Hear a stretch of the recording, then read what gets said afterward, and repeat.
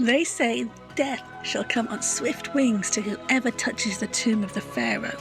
It's one of the most famous warnings in history. But what if I told you the curse wasn't written in stone, but in the headlines of bored journalists and the lies of self-proclaimed psychics?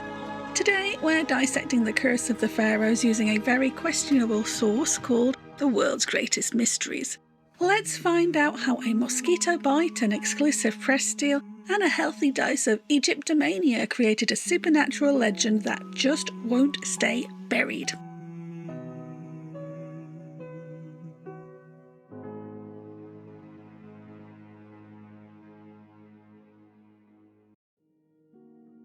Last time we talked about John William Warner, known as Count Louis Hamon, or Cairo, who had a knack for self-promotion and proclaimed he had warned Lord Carnarvon and his expedition in Egypt that they must stop or terrible things would occur.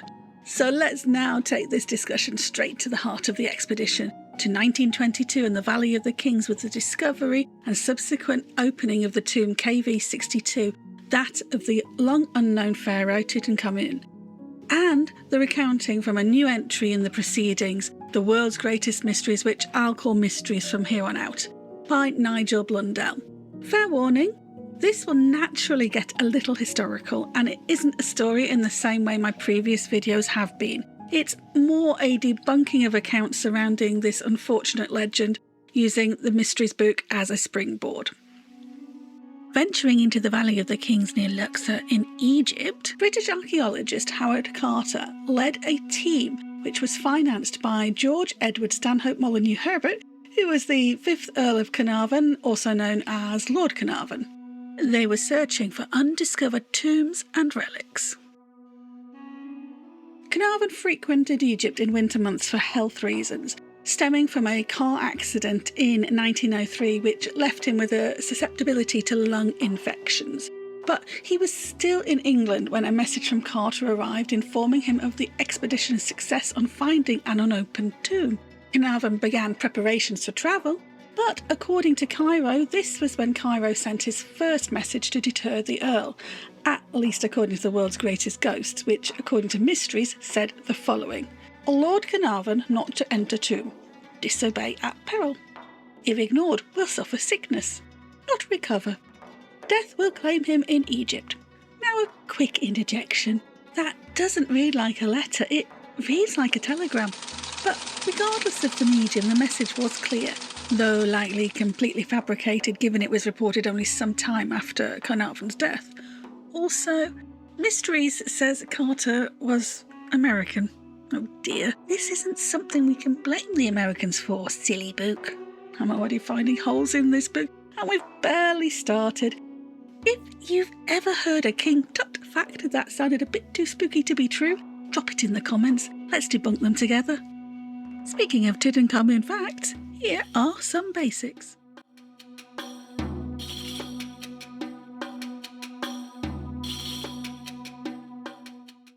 Mysteries tells us Carnarvon was worried about Cairo's warning so much he consulted another fortune teller 2 times. Other sources I have read state Carnarvon spoke to a person called Velma the Seer. Velma, who I must stress is not the Scooby-Doo character that kept coming up when I searched online for an alleged seer. He had his own book out in 1929, and although I have not been able to access a digital copy, the meeting is mentioned in The Mummy's Curse by Roger Luckhurst.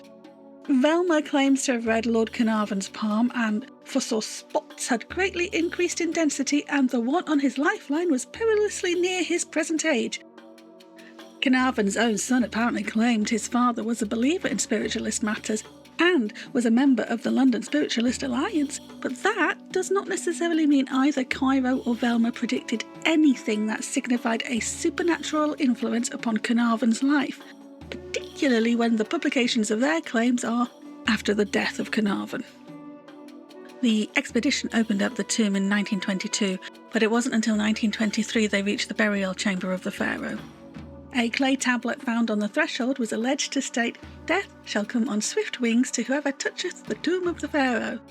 But as mentioned in the previous episode, there was a few alleged curses around this tomb, although these were in actuality completely fabricated, and it turns out curses on tombs are an exceedingly rare thing to find in Egypt. And think about it, if there had been cursed warnings on the tomb of Tutankhamun, a superstitious man such as Carnarvon was made out to be would surely heed such warnings. And so the dig proceeded to where Tutankhamun's sarcophagus waited. The tomb had already been rich with finds, and the burial chamber continued this success. There's been so much written and so many documentaries filmed on this thrilling discovery, so I've linked some of my favourites in the description because as much fun as it would be to delve into that fantastic history, we've got an alleged supernatural curse to contend with. That said, if you'd like me to expand more on the historical information in these videos, let me know in the comments. Later, whilst shaving, Carnarvon accidentally cut a mosquito bite. This mishap ended up with Carnarvon having pneumonia from the infected bite, and with having underlying poor health, it's not hard to understand why he died an untimely death 3 weeks later in the Hotel Continental Savoy in Cairo. But if you believe Carnarvon's own son Henry, around his father's demise, the lights went out all over Cairo, and Carnarvon's own dog back in England howled and died at the same time. And I feel bad for the dog. I like animals, so I find this an upsetting conclusion. I don't buy the superstition either. Frankly, I think it's as distasteful as unwrapping mummified corpses for fun, eating mummified remains, and grinding down mummified cats for fertiliser. Thank you for that horribleness, Victorians. The man's death was tragic enough in its own right. I can't even begin to speculate on what his own son was thinking by buying into this and making these last two claims, though the benefit of the doubt would be he was in shock and grieving and perhaps truly believed something mystical occurred. Attempting a more latter-day scientific look at the Earl's death, it was suggested by Dr. Sylvain Gandon of the Laboratoire d'Ecologie in Paris that opening the tomb and being the first man to enter could have caused the Earl to be exposed to microscopic spores from a fungus known as Aspergillus flavus, which would then cause his death. Aspergillus flavus has been found as the cause of death in Poland when a team opened a tomb there. Carnarvon's death certificate, however, said his death was from pneumonia as a result of the mosquito bite. The medical journal The Lancet concurs and adds that it was generally believed one acute attack of bronchitis could have killed him. There was a reason he spent winters in Egypt, and additionally the timings just don't add up. As The Lancet notes, Carter mentions Carnarvon's sickness from March 1923, which was 4 months after the tomb was opened, and Carnarvon had entered at that time to no ill effect. This was rebutted by the suggestion then that the spores can remain within a host body for a long time, but it doesn't appear anybody got particularly decisive on this, and, well, it could certainly explain some other deaths we will discuss shortly. Personally, I think the fact that the expedition had 60 to 100 mostly unnamed and uncredited workers over the course of the dig who were unaffected by ill health might also contradict this, but I am in no way an expert about who does and who doesn't get affected by really old mould, spores and fungus. And honestly, there's really no need to get extra creative on this, but we know creative sells more papers than the truth, and that, I suggest, is the whole basis of the myth of the curse of the pharaohs intertwined with the Egyptomania of the time. To understand why this myth propelled itself into the annals of history, to the point that people today still regularly ask if it's real in online forums, we have to look at the media of the time period and the very specific way in which the Carter team handled their media relations. The British newspaper The Times was granted an exclusive agreement in which it would be the only outlet Carter's team would liaise with for press releases. The Times would then be the first to report on any and all happenings from the tomb, and all other press would need to rely upon it for their respective reports. Naturally, the excluded press was furious. The British paper, the Daily Mail, sent a journalist called Arthur Weigel to report on the expedition's discoveries, and he was angered at being shut out from official proceedings. From outside the tomb on the day the pharaoh's burial chamber was to be unsealed, he claimed something of a moral outrage at the cheerful vibes of Carnarvon. He wrote a book about the expedition later where he asserts that Carnarvon's behaviour caused him to remark, "If he goes down in that spirit, I give him 6 weeks to live." But like the mystical seers before him, it's only claimed well after the fact when there's a book to sell. Like the other journalists, he had to make do with second-hand reporting, so resorted to making supernatural claims about the artefacts inside the tomb. According to Roger Luckhurst in his book The Mummy's Curse, these reports were offered within a structure of disavowal, at once asserting and rejecting supernatural explanation. And it seems other press were only too happy to lap this up, because if they couldn't report the facts, they'd report the fringe. They took these imaginary curses and played a game of telephone to sell papers. And this game, which they mixed further with subtle provocations towards the Egyptian press, the already unhappy feeling in Egypt towards foreigners commandeering their history, and said foreigners retaining something of a colonialist attitude, and you have the recipe for something objectionable perpetuating itself through the years. Bad enough as it had been, people could make bank out of these myths, and thus they endured. Lord Carnarvon's death was not the only one attributed to the so-called Curse of the Pharaohs. None of the deaths are anything but natural and statistically normal, but nevertheless, they persisted. Here is a list, condensed from the world's greatest mysteries, of people, in addition to Carnarvon, who had been associated with the curse.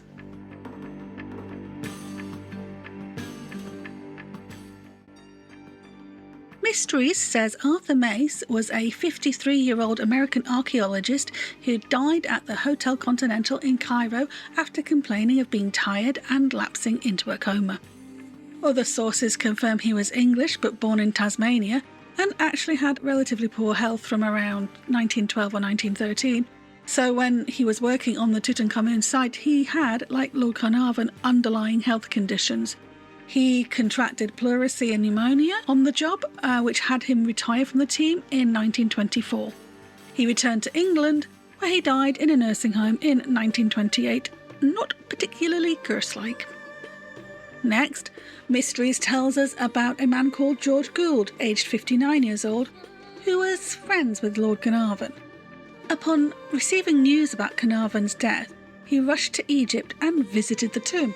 I'd personally visit my friend and his family, but no, it was visit the tomb for Gould. Mystery says Gould collapsed the next day with a fever and died 12 hours later. Gould, however, did not die 12 hours later, as it happened. He did contract a fever after visiting Egypt, and he did have pneumonia, and he never really recovered from it. Seriously, pneumonia is a nasty business, and in 1918 surpassed tuberculosis in its effect on mortality. Still, not a curse. Also, didn't find him being friends with Carnarvon anywhere. In respect to these last two, the argument for fungi spores contributing to the cause of death is not out of the realms of possibility. But if you're still thinking curses, I'd ask you to consider it more of a potential hazard of the job instead.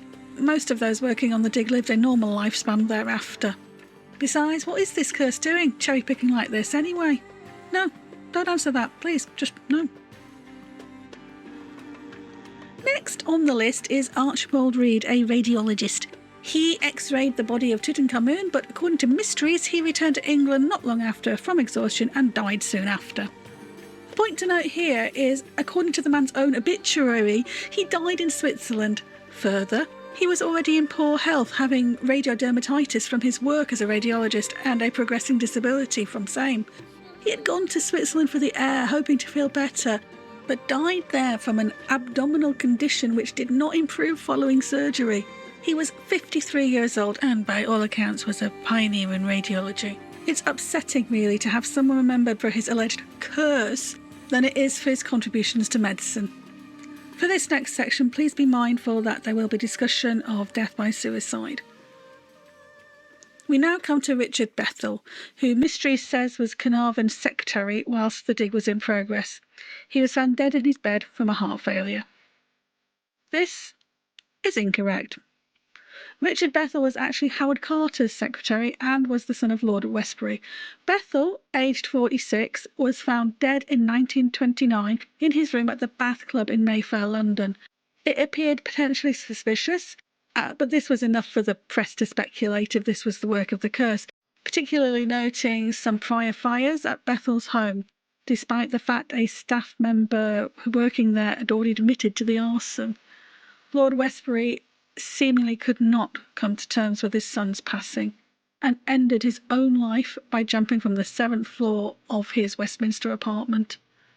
The note he left is heartbreaking. It included the following.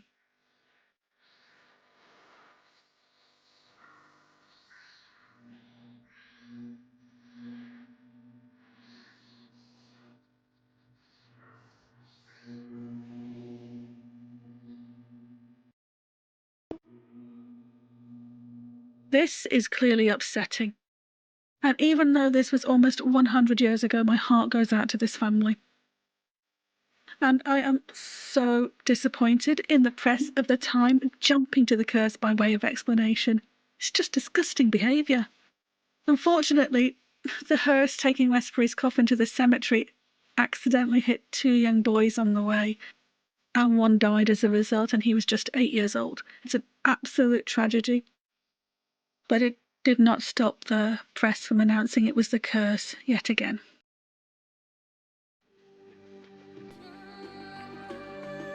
Mysteries then mentions Joel Wool, a British industrialist who visited the tomb and subsequently died.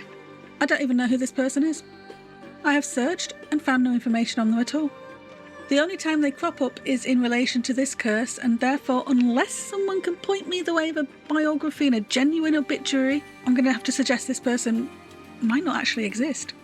Now, Mysteries refers us to Lady Carnarvon and Lord Carnarvon's half-brother. We'll take them in turn. Lady Carnarvon, born Almina Victoria Marie Alexandra Wombwell, was the Earl's second wife, and they'd married in 1895. She'd gone to Egypt when she was informed her husband was ill with pneumonia, but after his death she remarried, was sadly widowed again, but lived her life all the way until 1969. She was 93 years old, which is a bit of a stretch for a curse, I'd say. Lord Carnarvon's half-brother, according to Mysteries, took his own life whilst temporarily insane. I'm not sure what to say about this one. His name was Mervyn Robert Howard Molyneux Herbert. He was the younger half-brother of the Earl. He visited Egypt for the opening of the tomb. He was a diplomat, and in 1929 he contracted malaria, which developed into pneumonia whilst in Albania. He was 46 years old. It's sad, and it's also why you get your shots when you go places. Obviously, that wouldn't have been available at the time, but malaria is deadly, and we've already talked about pneumonia. Also, he was not insane, temporarily or otherwise. I have a horrible feeling Mysteries thought Herbert was Lord Westbury, who we talked about earlier, and insane is not a kind term here, given the circumstances. Still not a curse, but it's incredibly sad for the family. Now, Mysteries gets back to Howard Carter. Howard Carter, it says, continued to scoff at the legendary curse and died of natural causes in 1939. Well, at least that's correct. He died from Hodgkin's lymphoma, a cancer, on March 2nd in London, and he was 64 years old. Mystery says that Ibrahim was the director of antiquities in Egypt, and in 1966, the Egyptian government asked him to arrange an exhibit in Paris, displaying various items from Tutankhamun's tomb. Ibrahim did not wish to do so, and said he'd had a dream which had him believe he'd be in mortal danger if those same items left Egypt. His request to not arrange anything was denied, and when he left that meeting, he was killed when a car ran him over. The director of the Department of Antiquities in Egypt in 1966 was Muhammad Mahdi, according to Wikipedia's entry on the Supreme Council of Antiquities. It could be the list is not a comprehensive collection of everyone who worked there, but when searching for further information as to who Ibrahim was, I found details from the press in 1972 in an article referring to this overall incident, and it seems the individual who signed to release the artefacts to the Paris exhibit died from a cerebral hemorrhage, but it was in 1967, not 1966. I did not find anything, so far, to fully support the claim made by Mysteries, including where the name comes from. In 1969, Richard Adamson, who had been a security guard for Lord Carnarvon, was now 70 years old, being interviewed for a British television show ostensibly to explode the myth of the curse. After leaving the recording studio, an accident happened where he was thrown from the taxi he was travelling in and a swerving lorry missed his head by inches. Apparently, this was the third occasion where something had happened where Adamson had tried to deny the curse. The first time, his wife died. The second, his son was in a plane crash in which he broke his back. Adamson is recorded post his own accident saying, "Until now, I refuse to believe that my family's misfortunes had anything to do with the curse. But now, I am not so sure."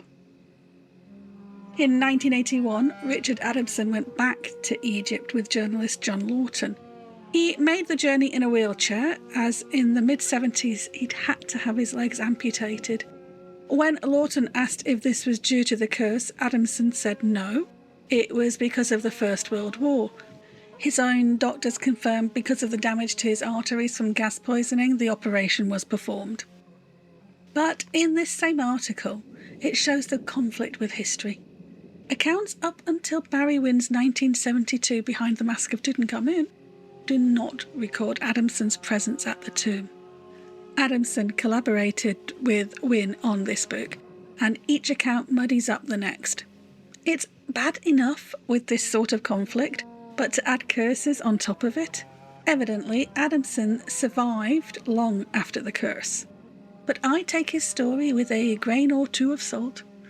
I have taken a look at Wynn's book in researching this video, and I find it something of a sensationalised reading of events, not too dissimilar to the books Cairo wrote. It reads as written to sell, and I won't lie, that sows those seeds of doubt. Dr. Gamal Merez became Director of Antiquities in Egypt after Mohammed Ibrahim. In 1972 in Cairo, Merez was overseeing the packing of Tutankhamun's golden mask, which was to be sent to London for exhibition.